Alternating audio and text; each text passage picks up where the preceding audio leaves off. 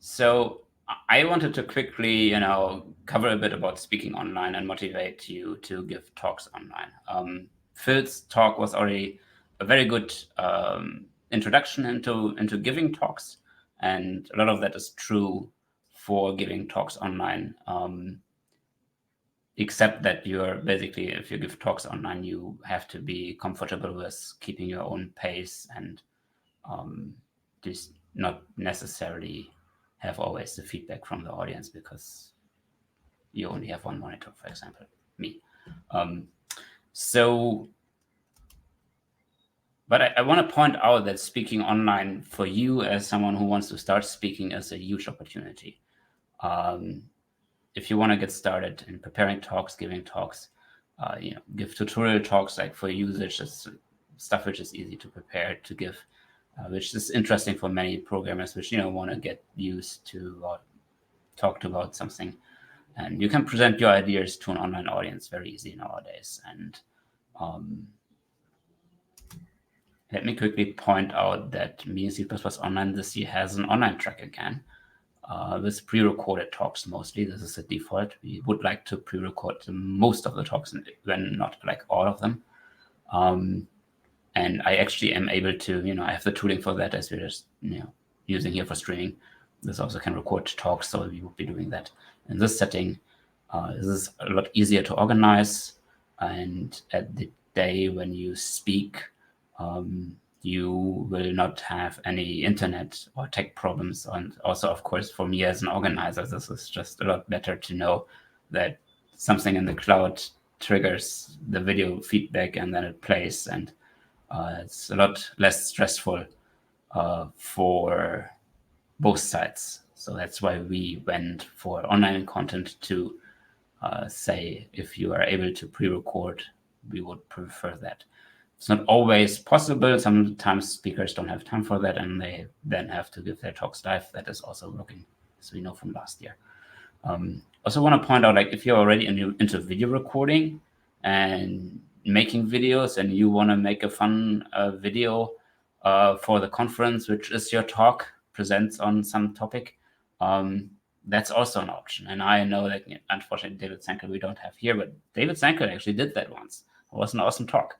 And I know we have some YouTubers, so if you have a YouTube channel or you want to start one, that'd be an option to have your video as a talk at Meeting C++.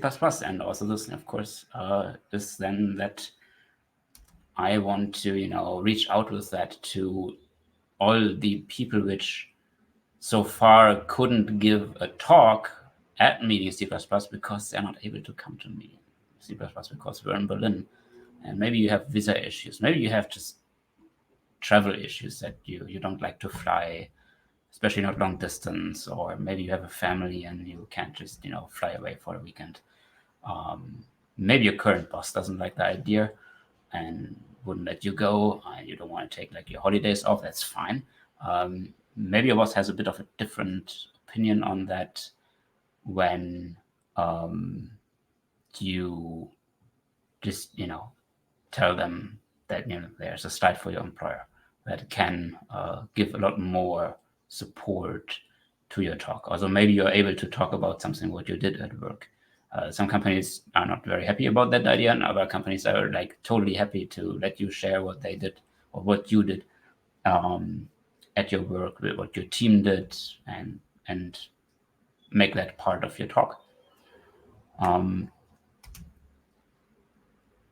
Content-wise, new material is great, but old ideas are also worth thinking about. They can have their merit.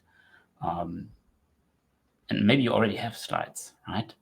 Maybe you already do presentations at work and you have slides about C++ 11 or 14 or 17 or 20, and you just have a basis and can that just turn that into a talk, add a bit of slides, add a bit of material, screenshot here, some statistics here, some poll there, and you have a talk. The other thing I want to stress is like maybe you already have given the talk, right? For the online track, we're looking for speakers, so maybe you could give it out again online, and maybe that is, for you to the way to become a speaker at Media C++ this year. And I want to point out that, of course, if you don't have that old talk laying around, we're always looking for new speakers. You're welcome to join us. Either if you're able to come to Berlin and speak on site and adjust your breathing on stage, as Phil just mentioned, or you're able to pre-record a talk on your own or with Media C++. Also, maybe your company has, like, I know that some speakers have pre-recorded their talks with their company equipment. So maybe your company has a studio or something like that. It can be used for that. And in that way, also you can add to the knowledge base of C++. I want to point out that you don't need to be an expert necessarily to start speaking. If you are an expert or consider yourself an expert, that is also a good way to start speaking or continue speaking. But you don't need to be if you just give an introductory talk into presenting. That's how we do game dev at our company, or that's how we use Qt, Boost, Diongui. There's so many frameworks used in C++. Fully, and all the others come to mind. Introduction talks on how to get started with that, how to build it, how to use it. Some examples. It's really low-hanging fruit, which usually is not picked up by a lot of speakers. If you want to start speaking, that's a good way to start. I want to point out, if you're speaking and submit talks, submitting multiple talk ideas is great, especially if you submit to the topics that have competition. There's a lot of Rangers talks this year. 2 years ago, when Tina Ulbrich, which we just saw speaking, she submitted a Rangers talk, and that was a great introduction into Rangers. And that was a great idea back then. This year, I already see that we have a lot of talks on Rangers, and probably more coming because of every speaker submitting sees this. Last year, coroutines was a really popular topic where we had 5 to 6 submissions and 2 or 3 people speaking on the conference about it. And yeah, be aware that, potentially if a committee member or paper authors or just general other speakers have submitted or may be submitting on the same topic that is currently popular or is like a top feature of C++ 20 or 23, it's still fine to submit to that.